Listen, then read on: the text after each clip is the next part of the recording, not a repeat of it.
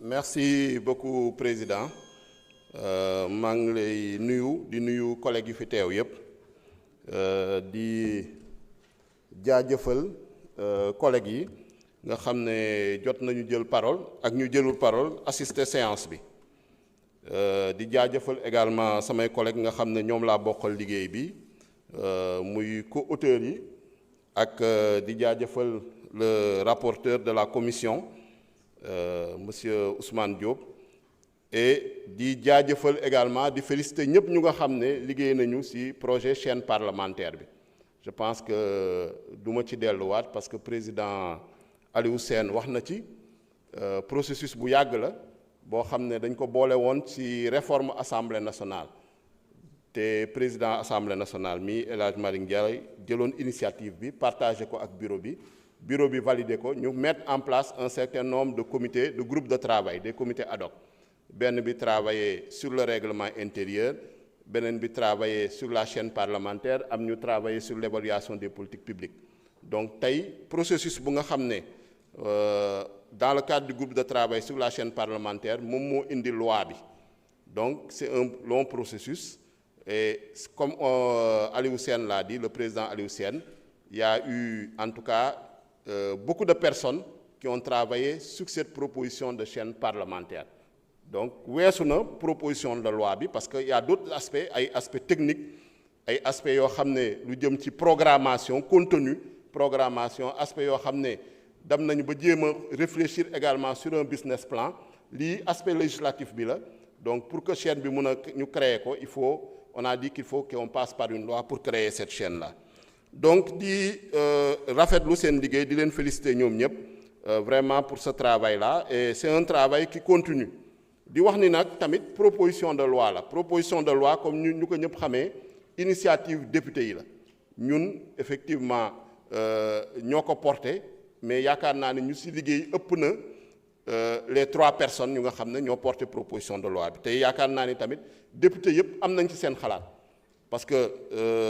su proposition de loi soo ko déposé day jaar bureau assemblée nationale su jaaree bureau assemblée nationale examiner recevabilité bi su assemblée nationale examiner recevabilité bi ba joxe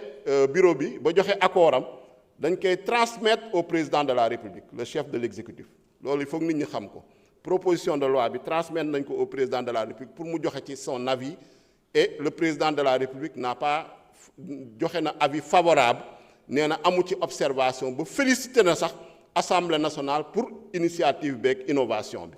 loolu tamit ñu leen di ci informer parce que procédure législative la noonu la war a jaar buñ ci paree ñu convoqué conférence des présidents jàpp ni commission culture et communication ak commission des lois en intercommission ñoo war a daje pour saytu ko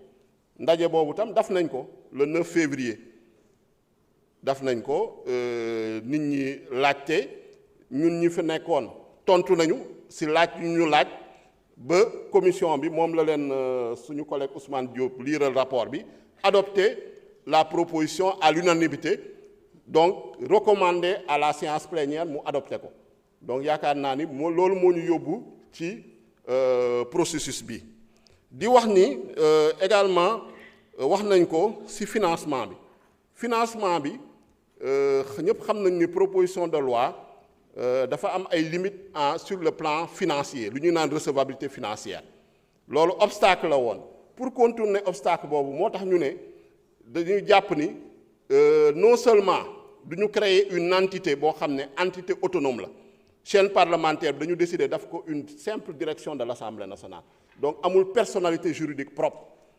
nu direction des services législatifs amee nu direction de la communication amee noonu la chaîne parlementaire di noonu nañ koy créer ñu nommer un directeur boo xam ne moom mooy gérer chaîne parlementaire mu am un personnel boo xam ne moom mooy doxal chaîne parlementaire bi parce que loolu lu ñu doon bañ mooy créer une société parce que daf nañu de benchmarking ailleurs ñoom am na ñoo xam ne dans certains pays ils ont créé des sociétés de programme parce qu'on a fait du benchmarking en France en Mauritanie au Bénin et dans d'autres pays yemuñu rek parce que am na ay dëkk yoo xam ne déjà am nañu chaîne parlementaire donc dañoo sukkandiku ci expérience yooyu pour jéem a adapter par rapport à l'expérience sénégalaise donc loolu jar na ñu fàttali ko leneen li wax nañ ko sur le financement c'est le budget de l'Assemblée nationale budget de l'Assemblée nationale ñëpp xam nañu dotation la dès lors ñu ko créé nag faw ñu ut ay crédit yu nga xam ne moom mooy maanaam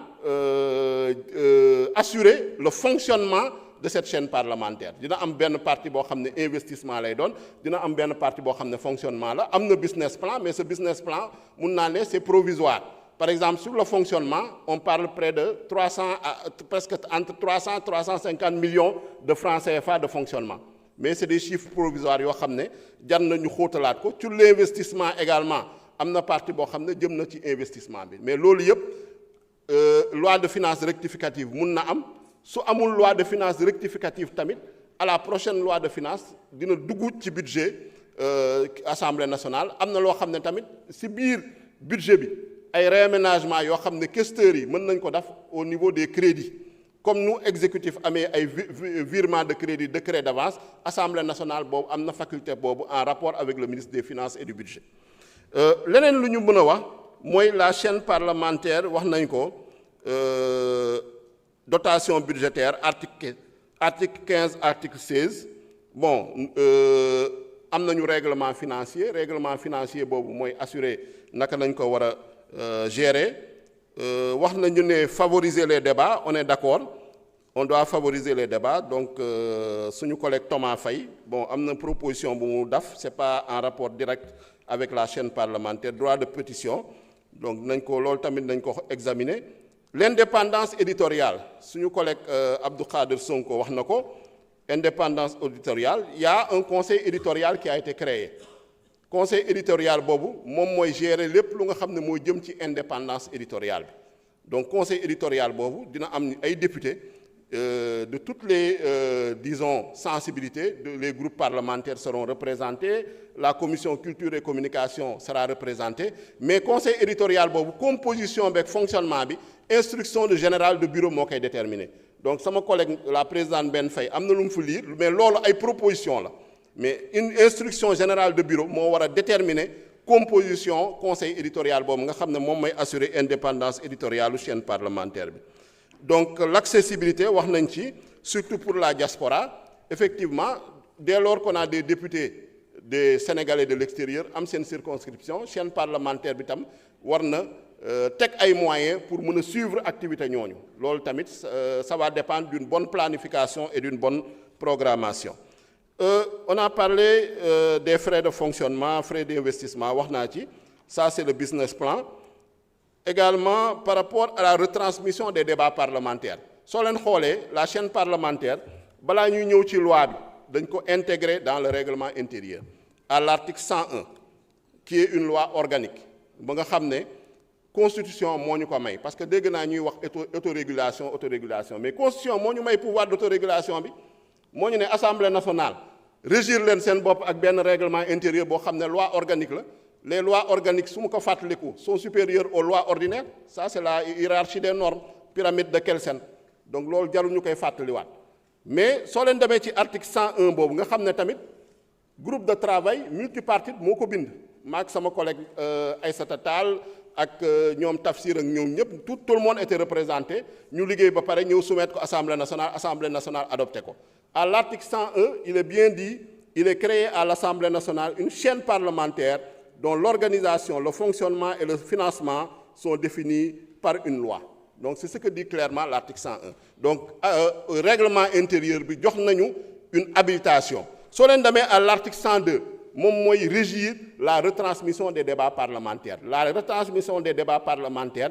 n'est pas exclusivement confiée à la chaîne parlementaire. Il n'y a pas un monopole bu ñu édicté ñu ne chaîne parlementaire bee am monopole bi. C'est vrai que dina am peut-être primeur mais amul monopole donc les autres médias vont continuer à faire leur travail nu ñu koy defee pour la retransmission des débats parlementaires mais elles seront sûrement appelées à collaborer pour des raisons fonctionnelles avec la chaîne parlementaire donc et pour des raisons d'efficacité donc ñu loolu retransmission des débats parlementaires moo ngi ci article 102 su ñu ñëwee si la question de la régulation wax naa ko on a fait du benchmarking lu ñu def nii on s'est fondé sur la séparation des pouvoirs, on s'est fondé sur l'autonomie administrative et financière de l'Assemblée nationale. la séparation des pouvoirs constitution moo ko maye c'est un principe de droit constitutionnel l'autonomie administrative et financière constitution bee ñu ko may ba pare règlement intérieur bi énoncé ko waat ko donc à l'article 20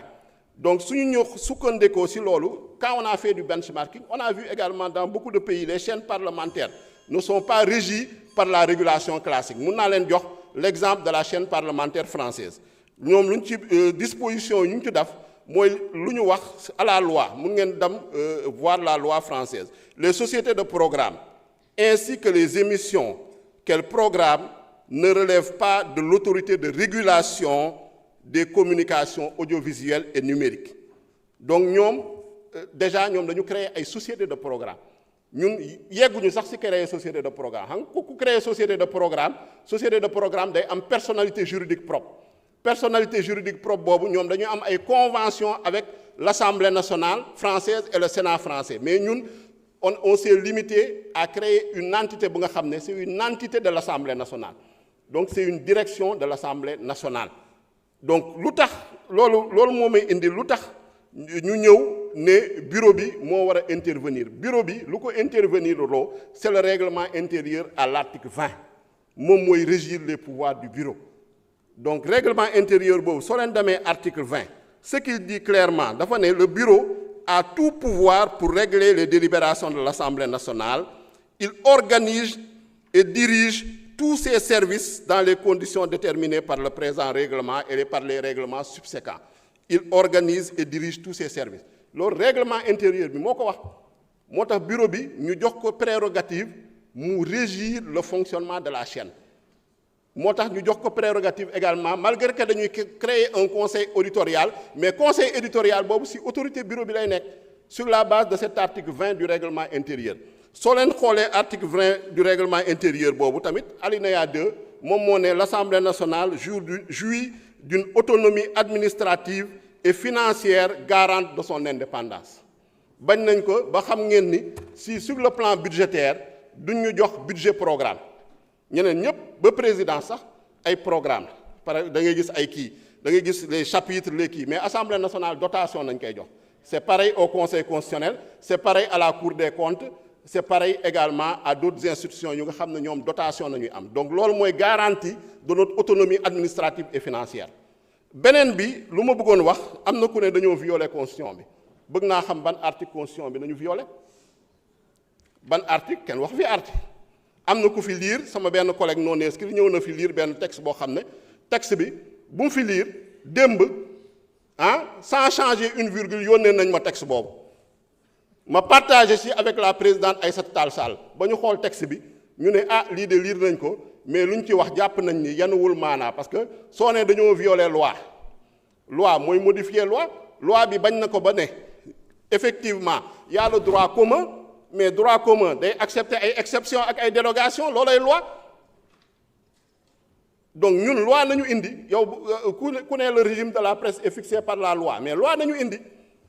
moo tax ñu présenter leen loi te dañoo sukkandiku ci loi organique bu nga xam ne ñoom ñoo supérieur aux lois ordinaires donc ñun nangu nañu débat nangu nañu critique mais nañ ko teg ci yoon lu mu fi liir jox nañu ko depuis démb wala barki démb indil ñu ko pratiquement dara virgule lu mu ci liir virgule lu ñu jox ak lu ñuy jox changé wul parce que texte bu mu fi liir mu ngi nii ma téye te débattre nañ ci entre président de groupe pour vraiment arrêter une position commune beneen bi wax nañu également par rapport à la question wax naa ci bureau bi du mu ci delluwaat la question de l'inclusivité wax nañ ko bañ nañ ko ba chaîne bi chaîne assemblée nationale la te ku ne assemblée nationale l'assemblée nationale c'est l'ensemble des 165 députés loolu nañuy naan assemblée nationale soo leen demee ci règlement intérieur saa yoo leen liiree assemblée nationale rek mooy nu ngeen toogee nii l'ensemble des 165 députés te bañ nañ ko ba ne cahier des charges bu war a régir chaîne bi loi bi daf ci fixer ay critères objectivité critères pluralisme critères équilibre respect des lois et règlements également donc loolu yëpp mu ngi ci également ci conseil éditorial bi toutes les parties seront représentées au sein du bureau les groupes sont représentés donc je pense que lépp lu nga xam ne ay garantie la en termes d'indépendance en termes de pluralisme en termes d'équité en termes d'équilibre loolu yëpp jàpp nañ ni en tout cas respecté nañ ko te préservé nañ ko donc loolu daal laa bëggoon indi comme ay leeral par rapport également am na question yu ñu ci posé si lu jëm ci bon la chaîne ne doit pas être une chaîne de propagande wax naa ko loolu je pense que ñun sax en tant que assemblée nationale ñoo ko war a bañal suñu bopp donc assemblée nationale nag ay pàcc la dañ fi créer ay organes ku nekk am na fi cër bureau bi am na cëram bureau bi assemblée nationale bi ñoo ko fal président de commission yi su ñuy ñëw fii na ñuy ñëw liiral leen commission yi après ñu dem daje groupe yi daf ay proposition gars yi fal leen donc commission yi tamit assemblée nationale moo leen fal ñu dem représenter leen au niveau de la conférence des présidents groupe parlementaire yi tamit les gens ont décidé d'adhérer à ces groupes parlementaires de manière libre et volontaire groupe parlementaire yi am président de groupe am vice-président de groupe président de groupe yi di leen représenter au niveau du bureau di leen représenter au niveau de la conférence des présidents et à chaque fois lu ñu fa jëlee ñu rendre compte au niveau de nos groupes respectifs weesuwul yemul foofu au-delà des commissions des groupes parlementaires du bureau de la conférence des présidents am nañ fi ay groupes nationaux ñoo xam ne ñii ñoo ñu représenté CEDEAO sama collègue Guy Marius Sagna il est chef de délégation à la CEDEAO am na ñu représenté au niveau de la parlement francophonie notre collègue Diété est chef de délégation au parlement de la francophonie am na ñu représenté au parlement de la conférence islamique mon collègue Babacar Tambédou est chef de délégation parlement conférence islamique am ñu représenté parlement panafricain mon collègue Massamba Dieng est chef de délégation du parlement panafricain etc. Est-ce que kenn ci ñoom balaa mooy dem su dul tàggoo ak partager ñu ordre du jour day laajte yan instruction ak yan directive ngeen dañu jox ñu waxal leen fa wala ñu représenter leen fa su dee dañuy waxante dëgg dañu wóolante joxante cër ku nekk nag cër bu ñu la jox wóolu nañu la jox la pleinement confiance soo paree nag nga rendre compte c'est pas parce que nag lu nga fay wax yépp dañuy jàpp ni d'accord nañoo ak yow 100%. am na loo xam ne peut-être nañu ne mënoon nañ ko gën a ñoŋal mënoon nañ ko gën a améliorer mais par obligation de solidarité dañuy ànd ensemble mu baax mu bon ñun ñoo joxe confiance ñoo joxante cër ne diw moo ñuy représenter fii ñu wóolu ko suñu nekkee nag suñu biir yaakaar naa ni mën nañu joxante critiques yi joxante ay réserves joxante ay propositions d'amélioration te jàpp naa ni suñu groupe parlementaire bu ñu paree commission communication et culture le 11 février groupe bi daje na am ñoo xam ne posé nañu question ci chaîne parlementaire mon collègue Abdourahmane Diouf mi posé na ci question lu mu ci xam tamit ci chaîne parlementaire bi ma tontu ko en réunion de groupe donc loolu laa bëggoon wax pour ne mbir mi yaakaar naa ni liggéey bi ñun ñëpp ñoo ko bokk liggéey bi ñun ñëpp am nañu en tout cas souhait pour maanaam améliorer le fonctionnement et l'organisation du travail de l'Assemblée nationale donc soo la gisee ñu indi leen proposition de loi bi c'est dans ce sens-là et effectivement les critiques aussi on les accepte voilà on les accepte on les prend en compte suñ ñu joxoon ay amendements aussi muy ay commission wala muy avant kii bi nañ ko examiner xool ndax amendement yooyu c'est pertinent donc loolu tamit liggéey la parce que y a pas un travail qui est parfait y a pas un travail bu nga xam ne mën nañ ko rendre ñëpp ne c'est à 100% d'accord mais jàpp nañ ni en tout cas cette proposition là est une proposition pertinente est une bonne proposition est une proposition conforme à la loi et à la Constitution qui va permettre d'améliorer le fonctionnement de l'Assemblée nationale qui va permettre de rendre beaucoup plus visible le travail de l'Assemblée nationale qui va accroître la transparence la démocratie et l'état de droit et la reddition des comptes donc loolu nañ ci bëggoon wax di jéggalu ñëpp si ñoo xam ne peut-être am nañu kàddu yu ñu yëkkati